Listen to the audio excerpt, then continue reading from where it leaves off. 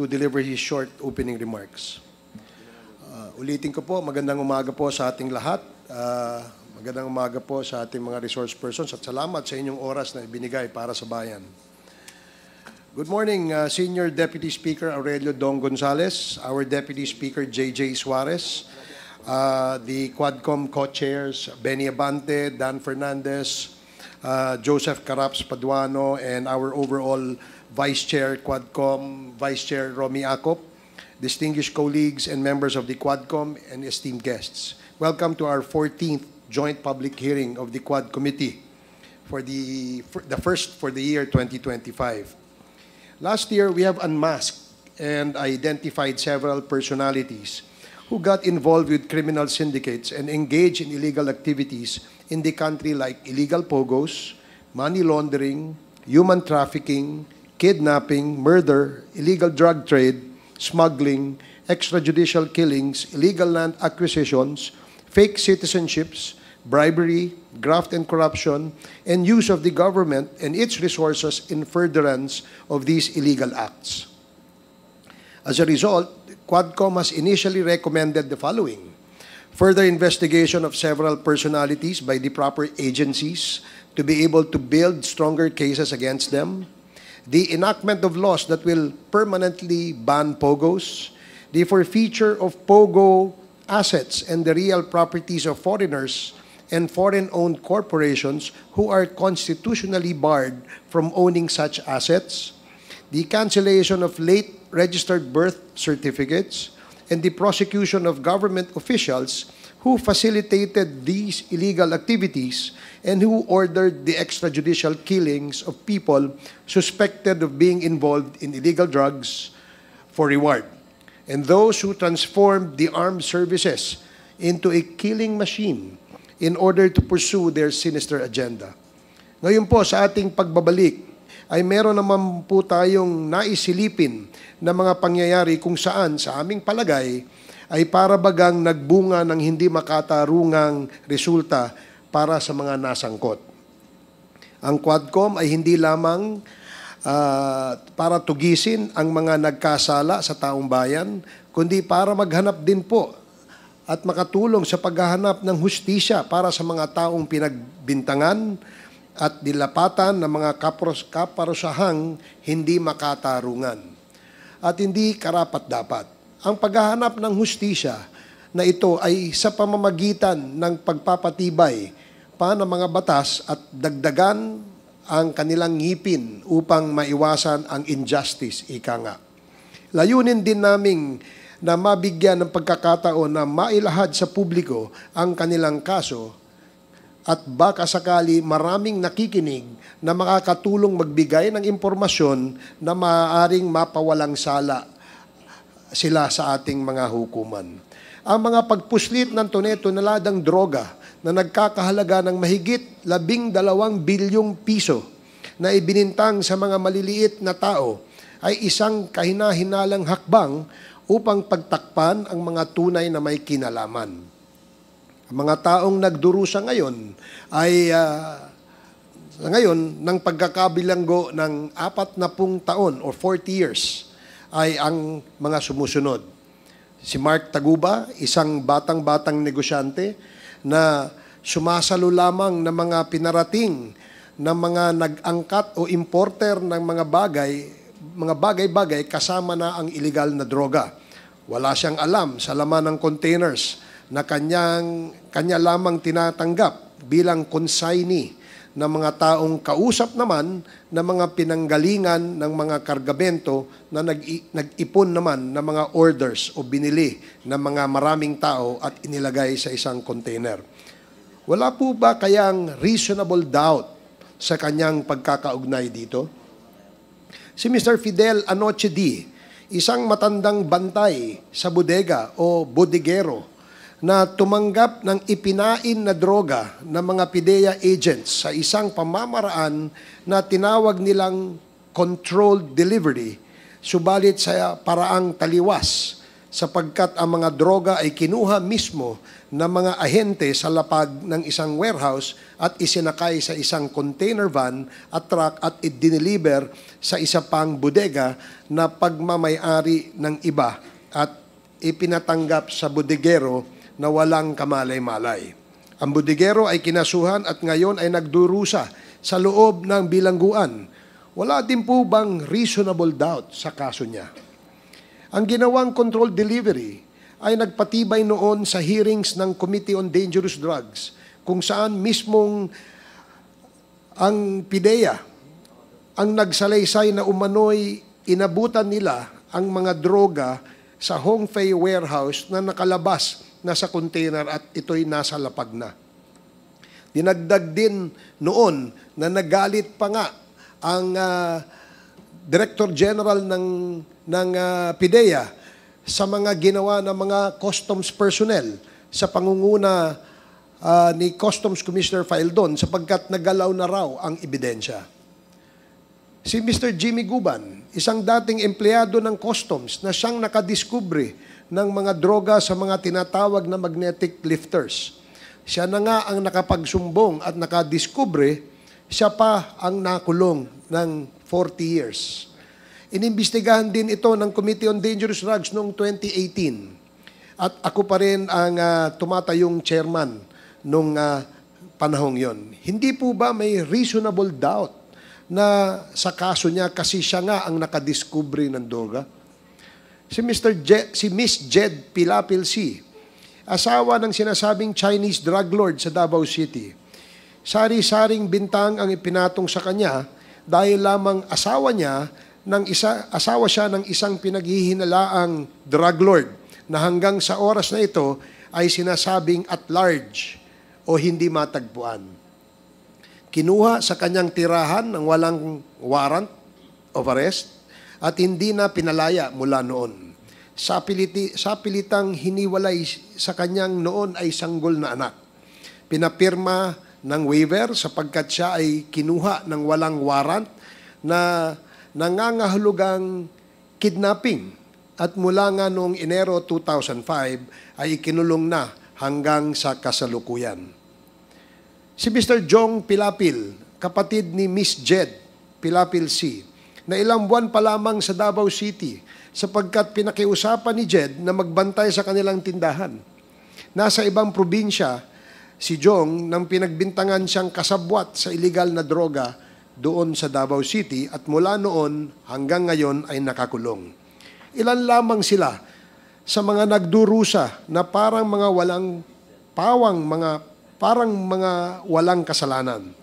Ang mas mahalagang tanong na dapat sagutin ng mga nag-akusa sa kanila ay ito: sino-sino ang tunay na may-ari ng mga iligal na droga na ibinibintang ninyo sa mga taong ito?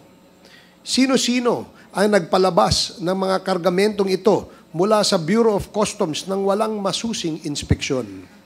Wala po bang reasonable doubt sa kanilang partisipasyon upang sana ay hindi naman sila nahatulan ng 40 years? Isang tanong ang nabuo sa isipan ng marami nating kababayan. Sa mga bilyong-bilyong halaga ng mga droga, ito bang nakasuhan at nakakulong sa kasalukuyan, mukha bang mga bilyonaryo?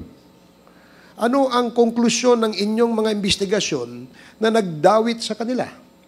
Bakit ang sangkatutak na mga nirekomendang kasuhan ng parehong Committee on Dangerous Drugs at Senate Blue Ribbon Committee tulad sa mga membro o kawani ng Bureau of Customs na nagpadaan sa green lane ng mga kontrabandong ito?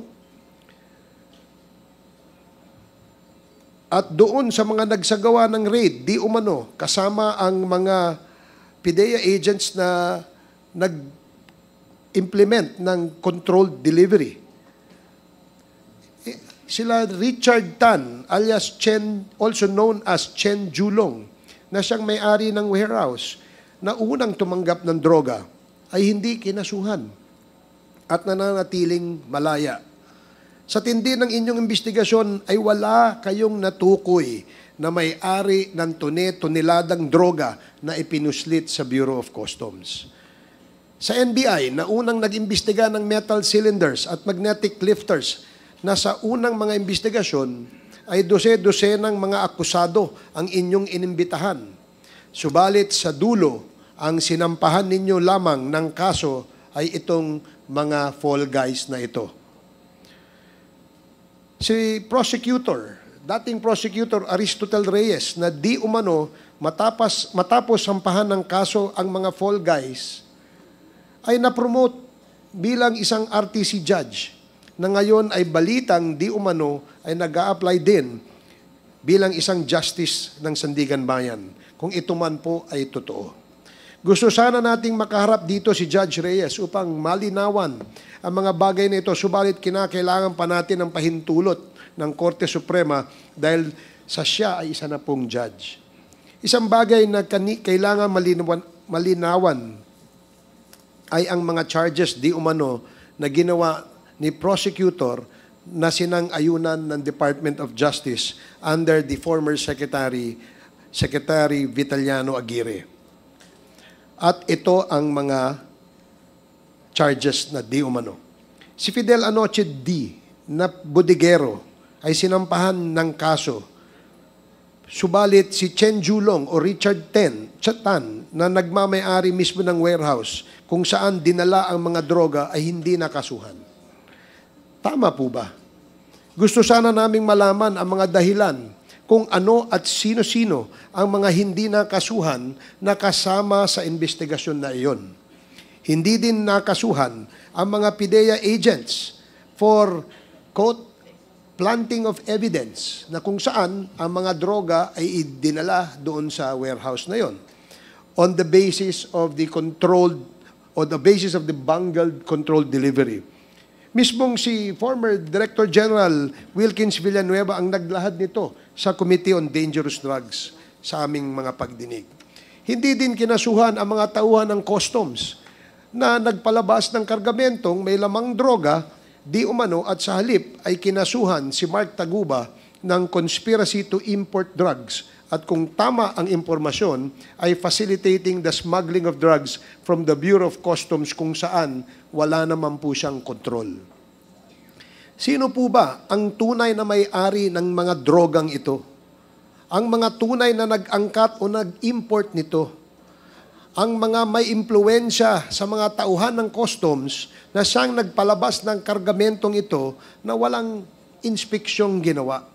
If these people who are now going to spend the good years of their lives in jail are indeed guilty, the investigators should not have stopped with them but should have determined the real culprits.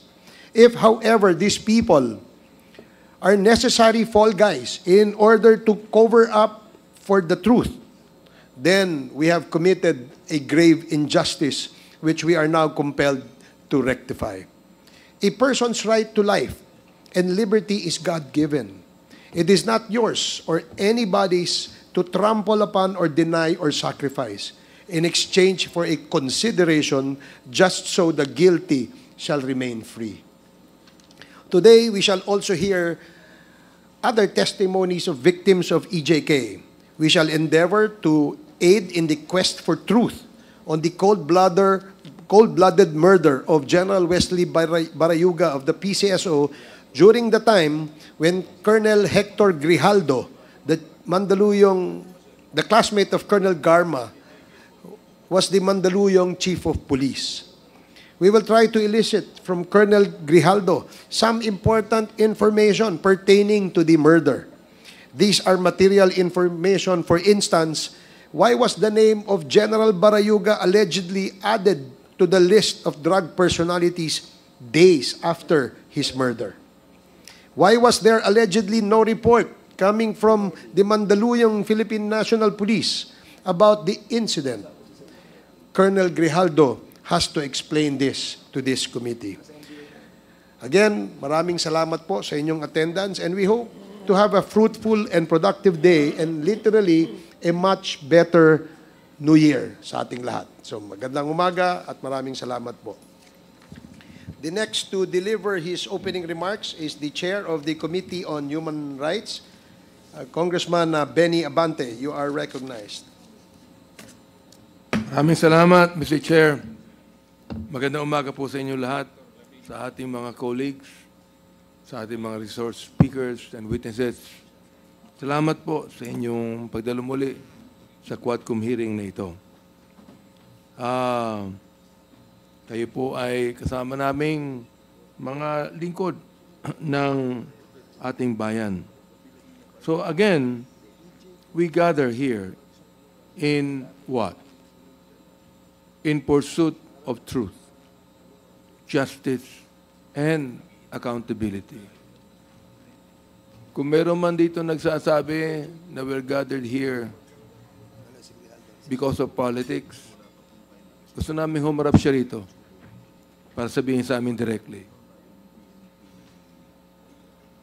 As we open this hearing, let us be reminded of the words of Romans 13:3 and 4.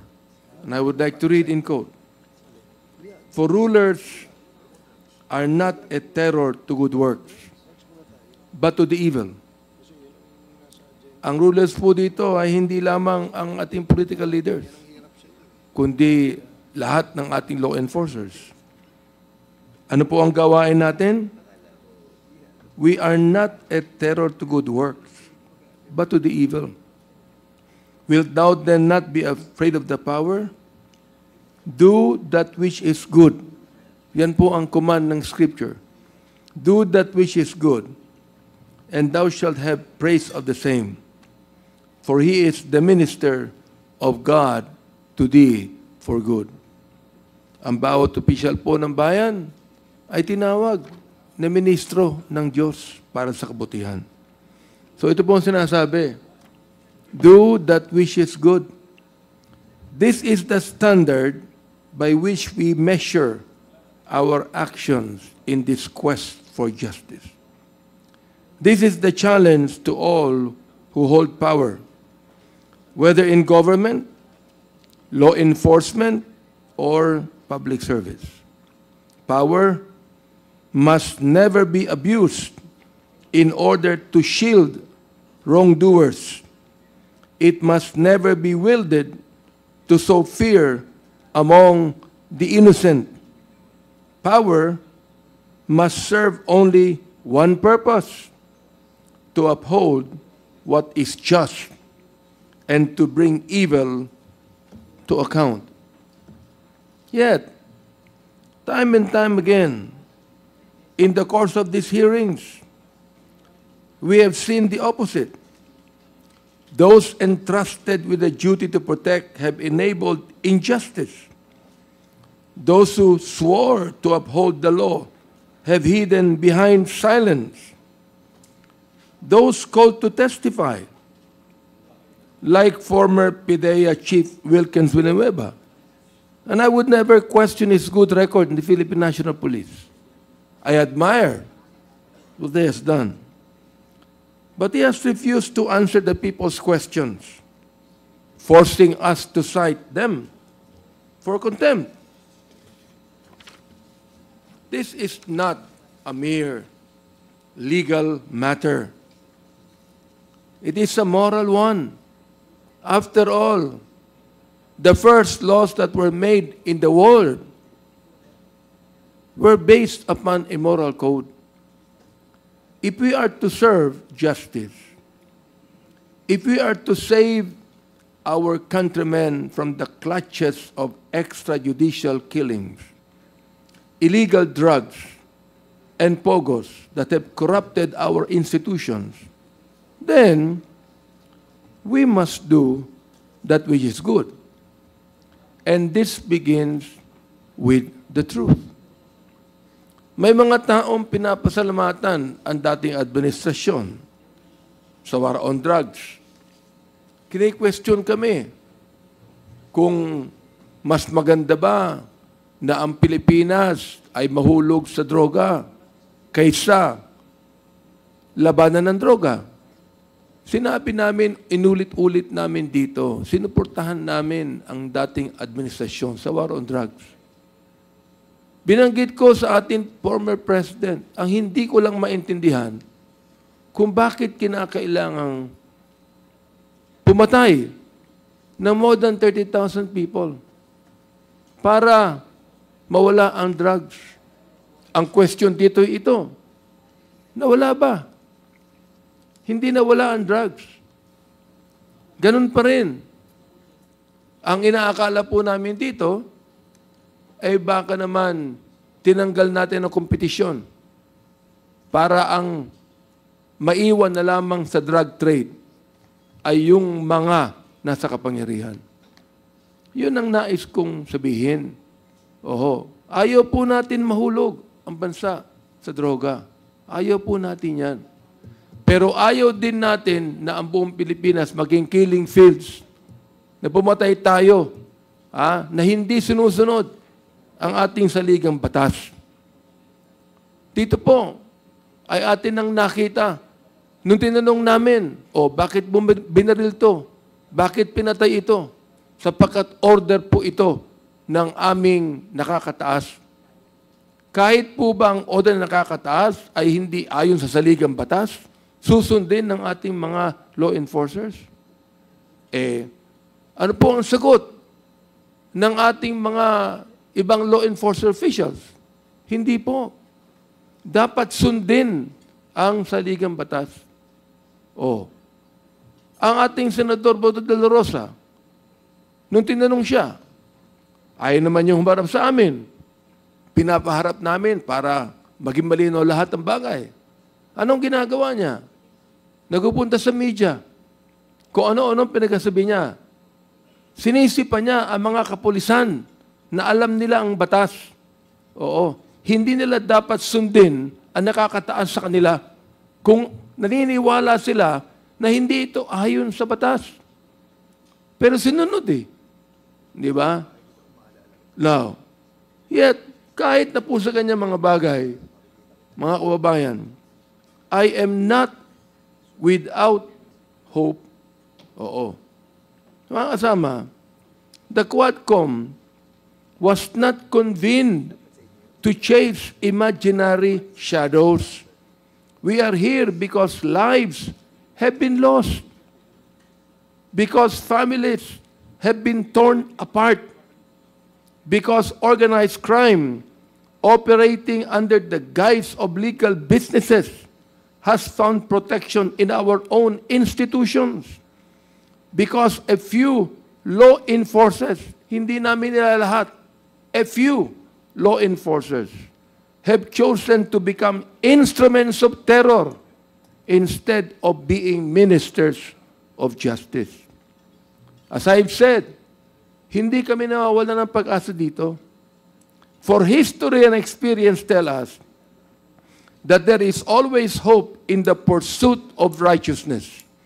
Hope that those who were once silent in the face of injustice will now have the courage to speak.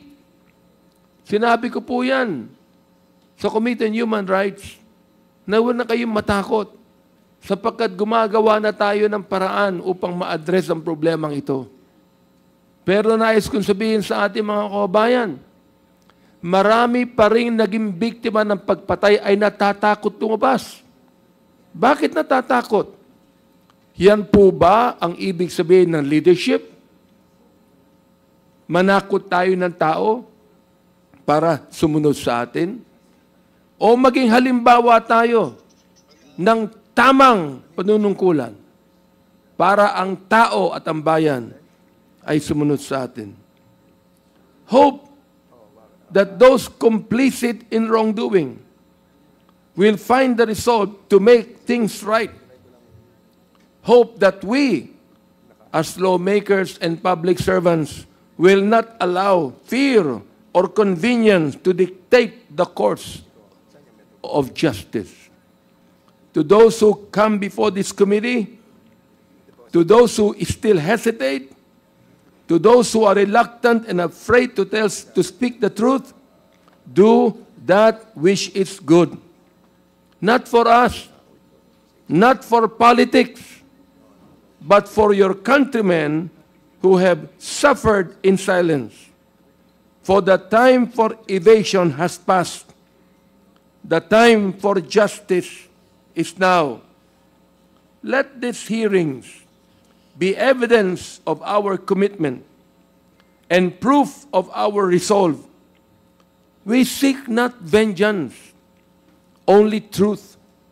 We wield this power not for personal gain, but for our people. And we will not stop until the evildoers who have plagued our country are unmasked, until justice is restored, and until righteousness prevails. Anuman ang pananakot na ginagawa sa amin. So may God guide us in the days ahead. Maraming salamat po at manigong bagong taon sa inyong lahat. The Chair would like to recognize Congressman Bordado for his short manifestation. You have 2 minutes, Congressman Bordado.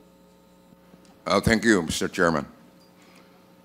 Mr. Chairman, I wish to echo the voices of countless families whose loved ones fell victim to the tragic consequences of the previous administration's war on drugs. These innocent lives, taken without due process, cry out for justice. Justice that this august chamber has seriously considered by adopting the House Quad Committee's report on extrajudicial killings. Mr. Chairman, as highlighted in the Quadcom's findings, the war on drugs not only disregarded the sanctity of human life, but also trampled on our people's fundamental rights. The evidence presented, including testimonies, legislative gaps, and even admissions from former officials, paints a grim picture of a systematic policy of violence and impunity. And as pointed out by our chairman himself, Congressman Ace Barbers, and I quote, former President Rodrigo Duterte's war on drugs was a catastrophic failure, and it corrupted the Philippine National Police, promoted impunity, and led to widespread human rights abuses, unquote. Mr. Chairman, the report's recommendations to pursue charges against or under Republic Act 9851, the Philippine Act on Crimes against International Humanitarian Law, genocide, and other crimes against humanity are critical steps towards accountability, and naming those involved signals our commitment to upholding the rule of law. Mr. Chairman, this is not simply a matter of looking back at a dark chapter in our history. It is about ensuring that no administration, present or future, will ever again exploit the powers of government to wage a war that disregards due process, human dignity, and the rule of law. I support the legislative proposals outlined in the Quadcom report, the classification of extrajudicial killings as heinous crimes, the prohibition of Philippine offshore gaming operators which have been linked to illegal drugs and money laundering, strengthening mechanisms for civil forfeiture of unlawfully acquired properties, and establishing the Philippine National Police Internal Affairs as an independent and autonomous agency. Mr. Chairman, justice must not be delayed any longer. These reforms, coupled with the pursuit of accountability, are necessary steps towards healing the wounds of the past and restoring trust in our institution. Thank you, Mr. Chairman. Thank you, Congressman Bordado, for the manifestation.